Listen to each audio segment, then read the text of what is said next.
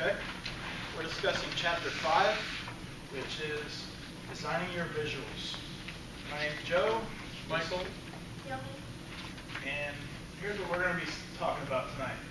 I'll go over starting with your titles, designing a basic template, then Michael will talk about thinking visually as you design. Young He will finish it off with editing your efforts. Let's talk about starting with your titles. First thing you need to do is identify what the audience needs to see. Presenters can often use too many visuals and try to cram too many things into their PowerPoint or whatever other design that they use. There are 4 keys to having a successful title. They are reinforcing the structure, emphasizing your main message, drawing attention to your supporting points, and preparing for any questions that may arise. Making yourself the visual is also an extra step that you can use to have a good title. Big thing is you want to create titles that clarify your message.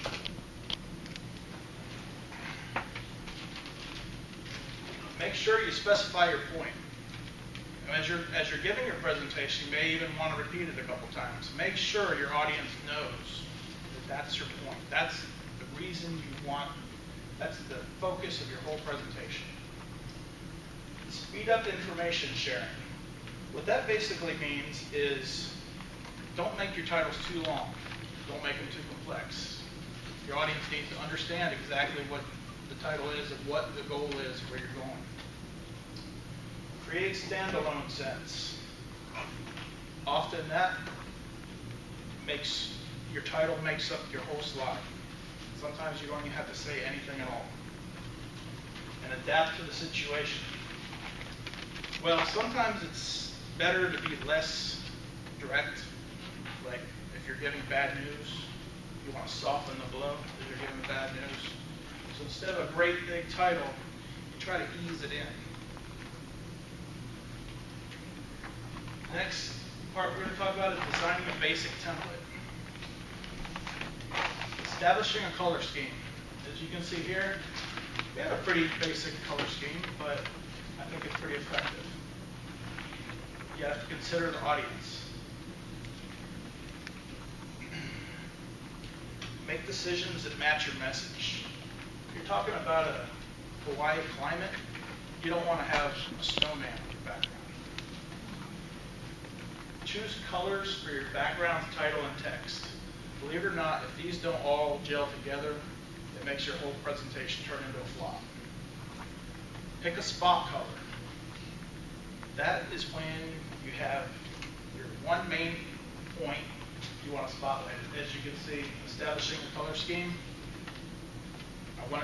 I wanted that to be the spotlight, and then those kind of follow into that. Add dimming options.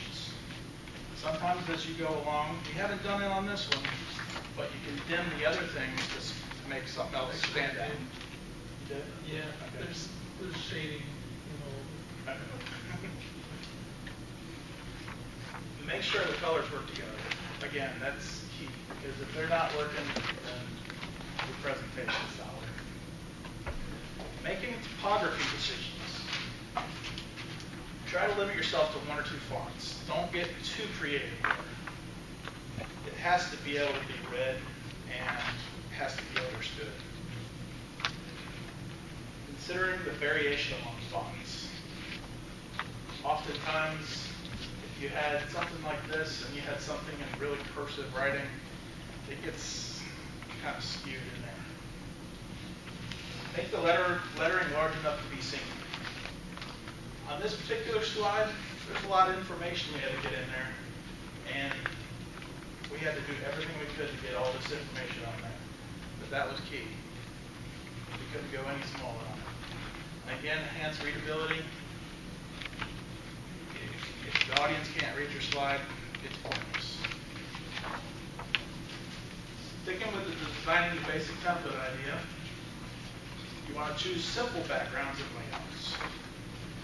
Solid background is key.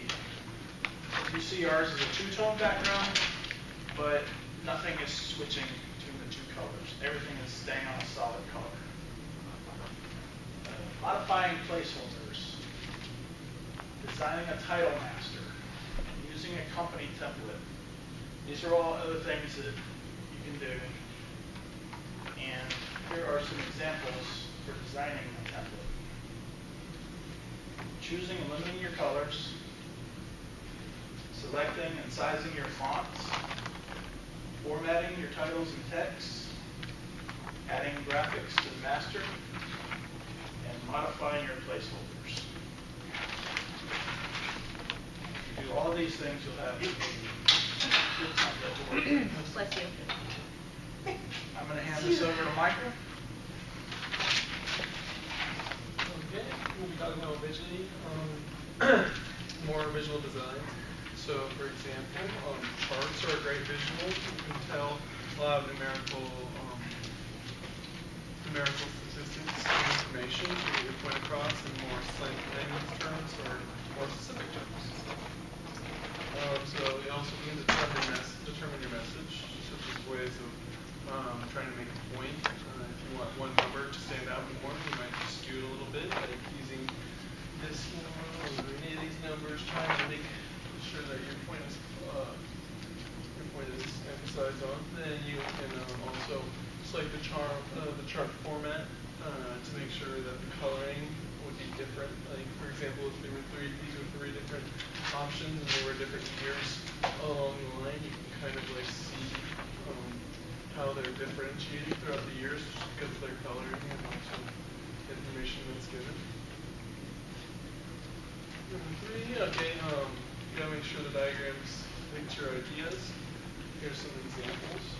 Some diagrams illustrate the relationships. Like so you can see one, like for example, a line chart can use two different kind of ways to show how one statistic or one variable can affect another. Next, we find other diagrams that have a highlight and a sequence, so you can kind of look back at using this chart, trying to figure out when this was most successful. So you can look at like Walmart whenever Black Friday happens. Probably gonna have some good numbers from there. Finding uncommon diagram standouts is another way to like kind of point out what information you want to stand out. Kind of skipping down, making bigger, bolder, and more central things for a reason. Emphasize on what you really need to stand out, and checking your arrows, making sure that everything is on point and where it needs to be.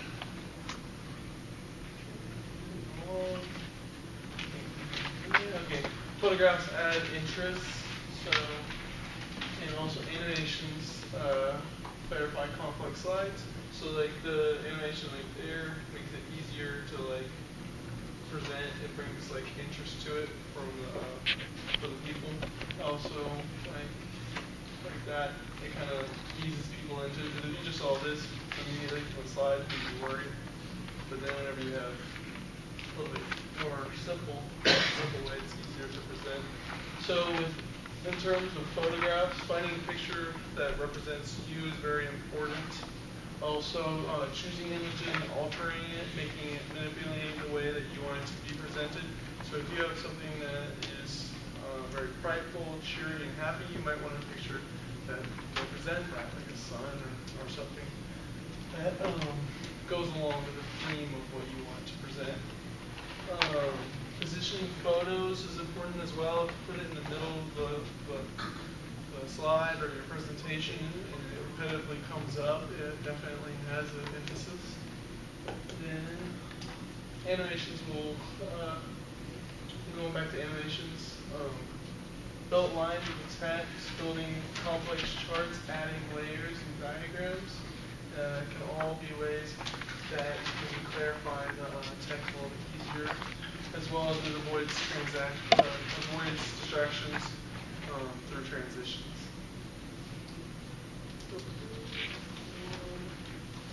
Text charts is important. Text charts list important details So keeping slides exceptionally simple, keeping the deck pages simple, using parallel structures, fine-tune formats, and adding visuals to flourish. These are just all ways that you kind of like format your slides and information to make sure that it's easy to read, as well as it visually looks savvy and able to comprehend a lot easier than if information is scattered around. Moving along, be concise and maintain that standalone sense, just a reinforcement of making sure that what information you want to come across to the audience is conveyed very easily. And then switch to an active voice. Limit your use of subpoints. You don't want to use too many. So 5 is about where you want to go, where you want to be with subpoints. You don't want to like go from a main point and then go into too many little details, or else you lose yourself in the details. Just like the right there. Wait. Pass it off to you. Okay, so editing your effort is the very last step, not only for your visual aid, but also the basis for everything that you do, like your projects, essays, reports, and etc. So at the end of this very final step, you want to make sure that everything is flawless and no errors at all. So in order to do that, first of all, you need to verify that the structure is clear. So for instance, if you're using a slideshows, you might want to add and repeat the previous slide before each section to highlight the section that comes right next to it. Or if you already have too many slides to deal with, you might want to add a little tracker, which is a little word or a small symbol that you can add at the bottom of the slide or at the corner of the slide to indicate that your visual is at the right section. And second is to enhance the visual effects.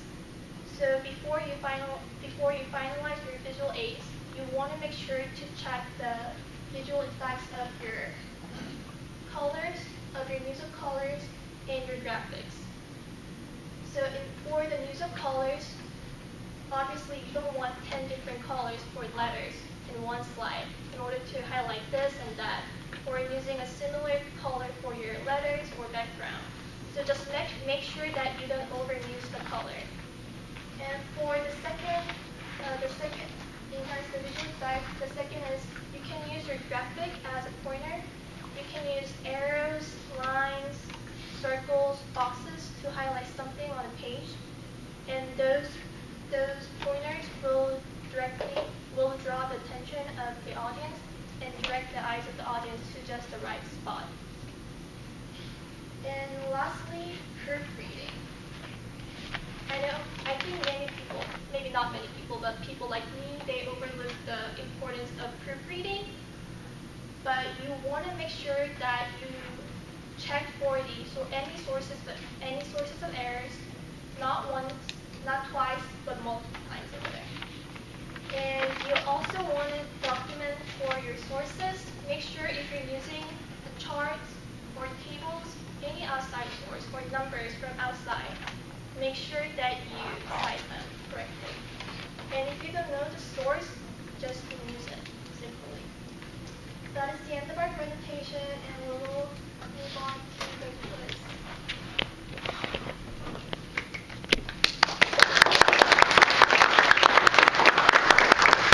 Will one of you read the quiz questions, please? Yes. Number 1, do two examples of tips that you use for designing a 10 points. Number 2, check for errors, blank blanks. 3, the first thing when creating an opening slide would be creating a blank. Number 4 is create titles that clarify your blank. Number 5, name 3 things you should take into consideration about the audience. Thank you.